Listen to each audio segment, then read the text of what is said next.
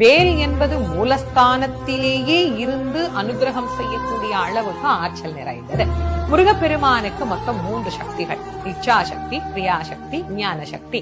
இந்த இச்சாசக்தியாக வள்ளியும், கிரியாசக்தியாக தெய்வயானையும், ஞான சக்தியாக வேலாயுதத்தையும் சுவாமி வச்சிருக்கிறார். சிவபெருமான் என்ன பண்ணாரு? உலகத்துல இருக்கிற அனைத்து சக்திகளை, அண்டம் முழுவதும் நிறைந்திருக்கக்கூடிய அனைத்து ஆற்றல்களையும் ஒன்றாக திரட்டி அது அப்படியே ஒரு வார்ப்புல ஊத்தி எடுத்தா எப்படி தக தக தக தகன்னு மின்னும், அப்படி மின்னியது அந்த வேல்.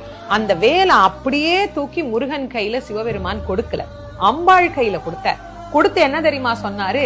இந்த வேலை சக்தி வேலாக நீ முருகனிடத்துல கொடு அப்படின்னு அவர் சொல்ல, அம்பாள் வாங்கி அந்த வேல்ல தன்னுடைய சக்தியை அவள் சேர்த்த பிறகு அந்த வேலை முருகப்பெருமானுக்கு அம்பாள் தான் கொடுக்கிறார். அப்ப அந்த வேல்ல என்ன ஆற்றல் இல்லைன்னு நினைக்கிறீங்க? எல்லா ஆற்றல்களும்